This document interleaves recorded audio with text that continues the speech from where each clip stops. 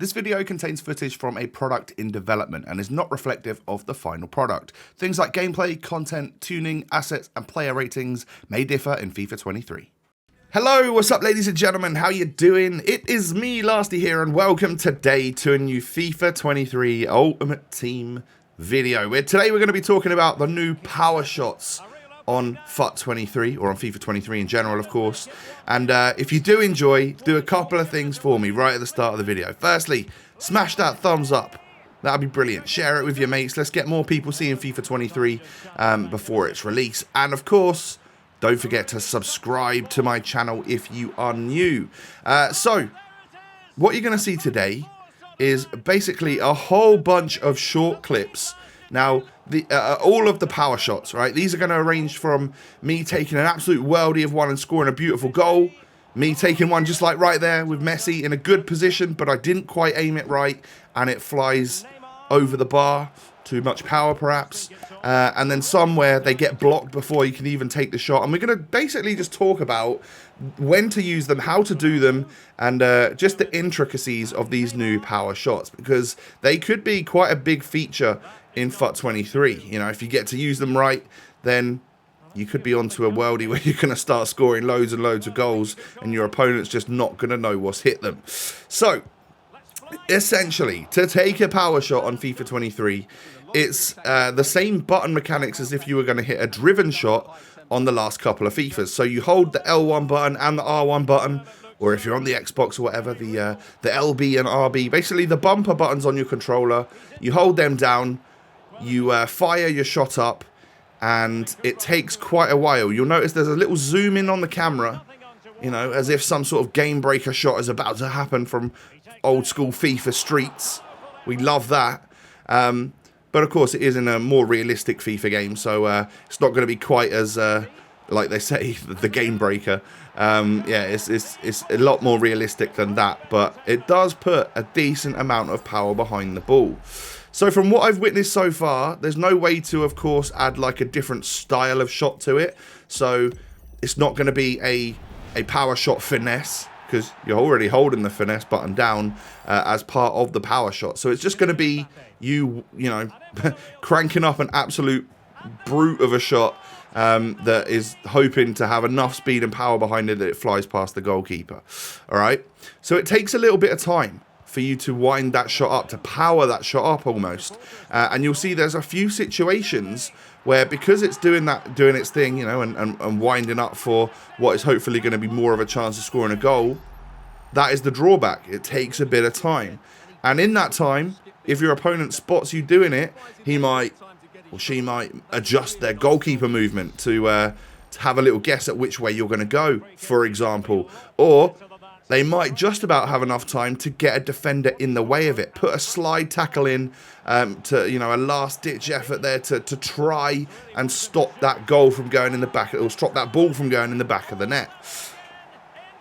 And I've found quite a few times that I will power one up, thinking that I'm in pretty good space, and my opponent's just basically come away and pull the ball away from me, and I'm like, oh, yeah, maybe I shouldn't have bothered trying one there. That was actually a bit of a bad, you know, poor decision making from me, and essentially I should have just gone with a regular shot or a finesse shot or whatever it may be. So there's definitely different times and scopes of areas and places and times to actually use this type of shot. So getting through with Neymar here, as you can see, I wound the shot up, but I'd already taken a step too close to that defender. I should have never bothered with it. I should then focus on trying to get past the defender to then wind that shot up. This one from Ronaldo is a perfect example of doing it brilliantly, getting the goal from it, a nice outside of the box, powerful shot. Now, the other thing to really note, actually, is that these shots, direction-wise, are completely and utterly manual. Now, you might think, well, I'm pretty good at FIFA anyway, you know, my shots, I'm really good at where I'm aiming my shots on this game. Well, actually, on previous FIFAs, our shots are all somewhat assisted with the direction.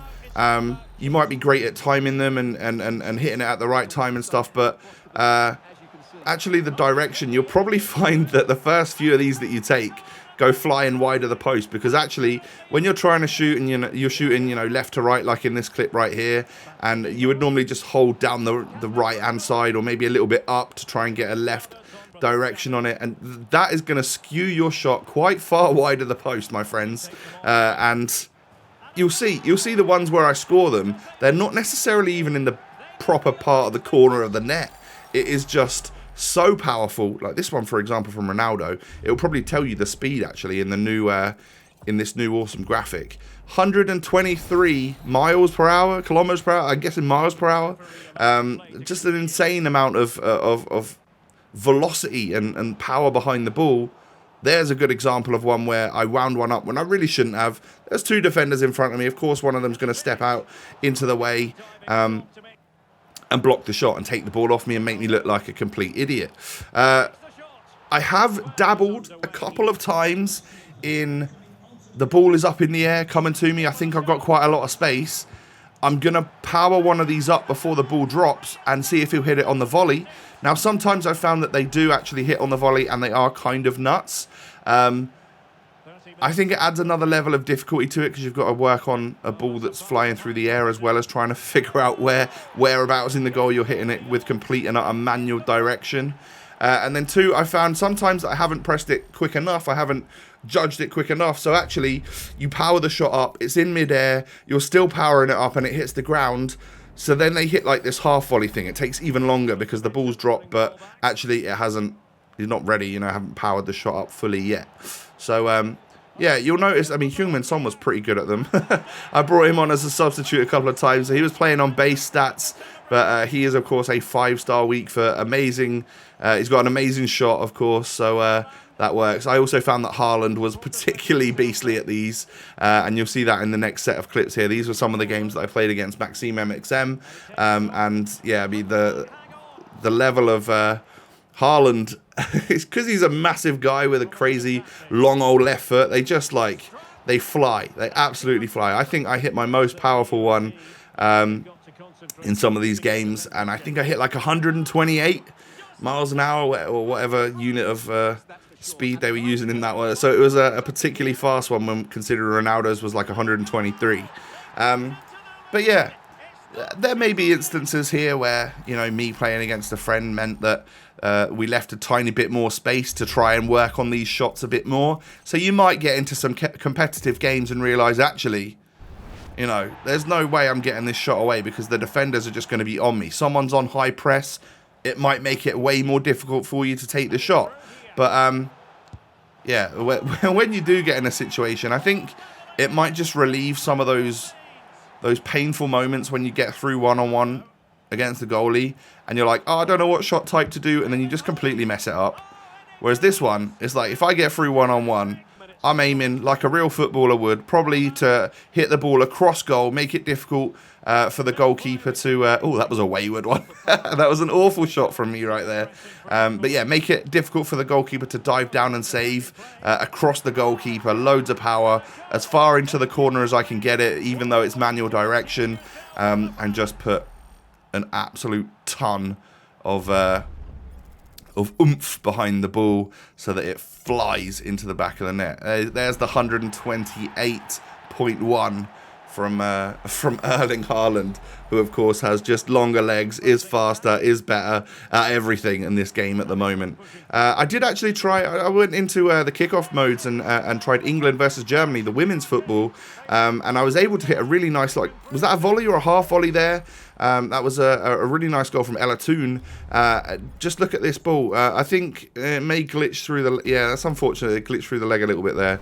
But that's just a graphical thing, I'm sure. But yeah, it was a lovely finish. And then I've got one more here.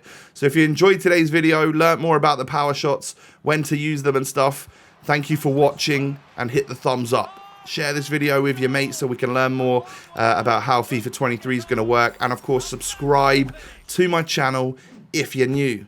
Alessia Russo, end us out with an absolute worldie of a 0.5 XG shot that flies with so much power into the back of the net.